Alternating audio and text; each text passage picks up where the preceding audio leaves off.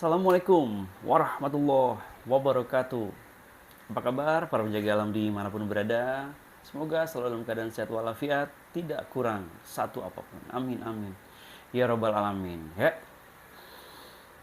kita selalu fokus ya di episode-episode sebelumnya saya selalu fokus kepada dagelan-dagelan dukun ya. Menurut saya itu dukun-dukun yang berdagelan. Akhirnya kita tidak memantau ya perkembangan dari Mas Udin yang menjadi tolak ukur pemberantasan eh, praktek pengobatan trik sulap ini teman-teman sekalian. Jadi saya mendapatkan link dari sahabat saya, dari penonton saya ya, mendapatkan link video yang mengatakan bahwa Samsudin mau ke Jakarta ya, atau sudah di Jakarta sekarang, itu untuk mengobati orang, diundang orang untuk mengobati. Kita lihat aja apakah benar lagi. Karena eh, waktu itu pernah dia bilang mau ke Jakarta, mau bertemu dengan pesulap merah katanya, nggak tahunya dia syuting ya. Samsudin itu pintar sekali dengan bahasa lemah lembut ya, dia mau membolak-balikan keadaan ya dengan apa namanya berbekal kata-kata santun ya, kemudian hal-hal yang sekiranya itu baik di mata masyarakat dibuat sebagus-bagusnya oleh Samsudin. Itu hebat dia, memang itulah apa namanya kemampuan dia yang paling hebat ya, mengambil simpati masyarakat dengan berbagai macam hal ya. Salah satunya statement dia, kita coba untuk uh, kita jawab ya dengan diskusi. Maksudnya gini, saya akan menjawab pernyataan si Mas Udin ini, gitu ya.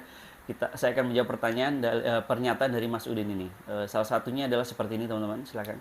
Bukan ditutup itu bukan karena izinnya, bukan juga karena kesalahan saya, tetapi terutama bagian IMB-nya.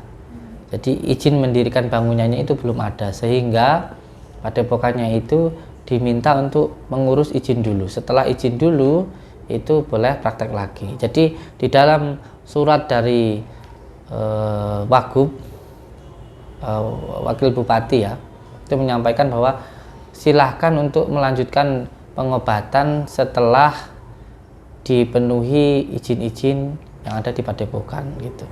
Iya, salah satunya kan karena opini yang disampaikan oleh Bang Marsal ini, sehingga masyarakat kan menjadi tergiring opininya. Akhirnya terjadi kerusuhan itu. Dari kerusuhan itu kan akhirnya menjadi polemik gitu. Dari kita diperiksa dan ternyata kita tidak ada kesalahannya terhadap masyarakat, hanya masalah izin mendirikan bangunannya yang belum ada, itu saja. Ya, Padepokan ditutup itu bukan karena perilakunya Udin katanya, ya, bukan karena kesalahannya Udin, ya, tapi karena memang IMB-nya bermasalah, izin mendirikan bangunan bermasalah. Aduh, ini Samsudin memang pintar sekali ya menyiasati sesuatu ya. Jadi memang benar, bukan karena apa namanya kesalahannya Udin. Udin nggak ada berbuat salah ya dengan Kemenkes atau Pemda setempat ya, kaitannya dengan izin apa namanya itu pengobatan tradisionalnya. Tapi yang kita tahu, Udin itu izinnya adalah pijat, terapi pijat. Terapi pijat, tapi pada kenyataannya dia melakukan ruqyah. Itu kan bermasalah, brother. Ya, jelas-jelas izinnya adalah pijat, ya, jelas-jelas adalah untuk pijat tradisional, tapi Udin melakukan praktek pengobatannya itu dengan ruqyah, katanya kan ya, dengan hal-hal yang di luar apa namanya izin semestinya yang dia lakukan. Akhirnya Pemda setempat itu menutup prakteknya karena sudah terlihat di halayak banyak ya, bukan karena gara-gara bikin gaduh kemudian biar kondusif. Justru pemerintah daerah itu tuh akhirnya dengan kegaduhan ini akhirnya menjadi tahu kebusukan yang disimpan oleh Samsudin. Bukan karena ingin menjadi kondusif agar tidak rusuh dan sebagainya, bukan, ya memang izinnya nggak sesuai ya. Udah jelas-jelas izinnya terapi pijat, tapi yang dilakukan adalah yaitu penarikan ya, penarikan apalah ya, penarikan trik sulap ya. Terus melakukan hal-hal yang di luar dari izin yang diajukan. Ya, itu Mas Udin itu pinter banget ya ngomongnya ya. Lemah lembut, santun ya. Seakan-akan itu memang Anda itu terzolimi gitu ya. Aduh, aduh, hebat. Anda tuh hebat sekali dalam bidang acting berakting ya. Karena memang yang Anda lakukan setiap hari adalah acting ya. Di konten Anda acting, di pengobatan Anda acting gitu. Jadi jelas ya, pengobatan dia adalah izinnya pijat.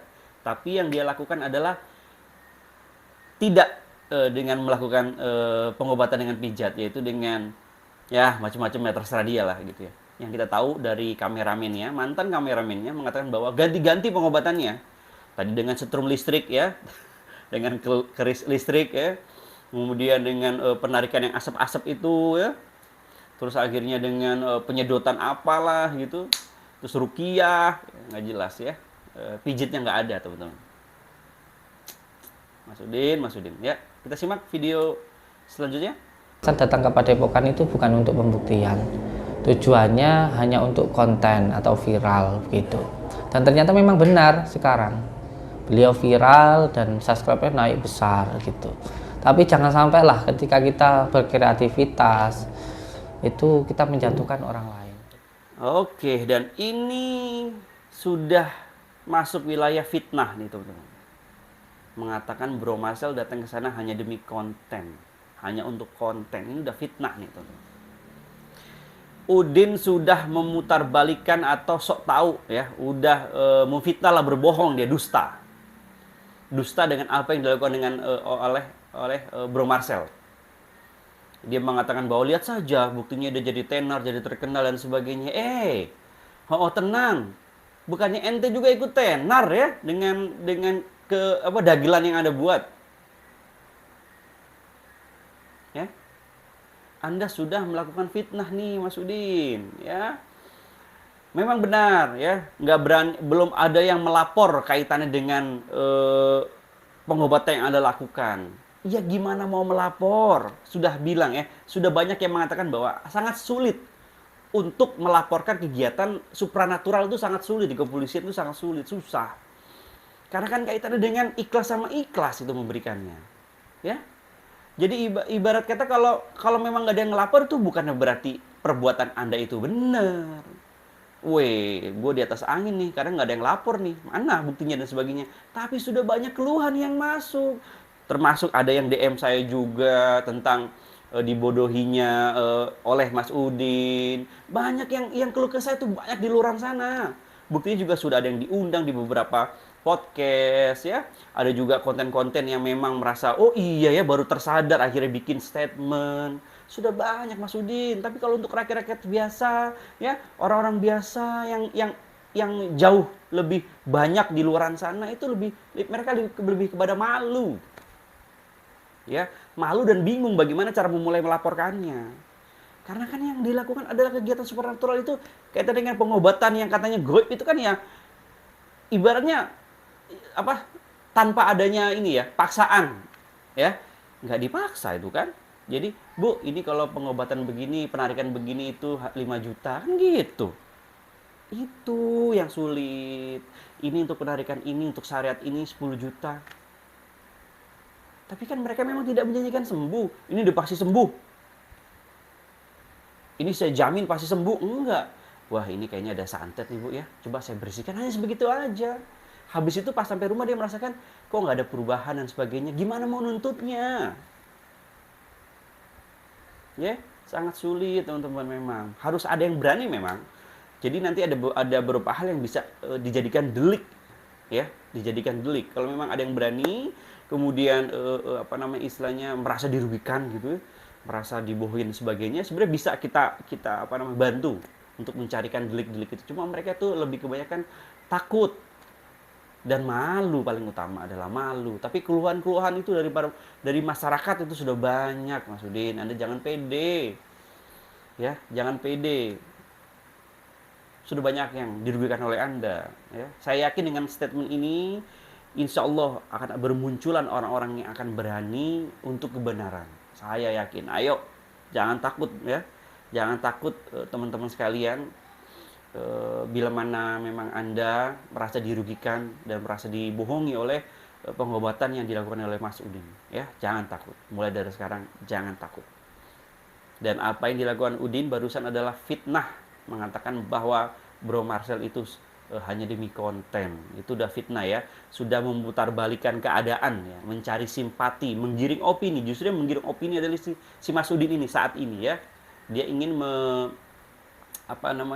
mencari simpati masyarakat luas untuk menutupi keburukannya ya. Lihat saja beberapa kontennya yang seakan-akan dibuat dia adalah orang yang memang tidak bersalah ya. Tapi saya yakin masyarakat sudah cerdas, masyarakat sudah pintar dalam melihat konten dan perilaku masyarakat, perilaku orang gitu ya. Jadi saya nggak pernah khawatir karena saya dan teman-teman yang lain akan terus mengawal kasus ini hingga ada yang bisa bertanggung jawab tentang pengobatan trik sulap ini.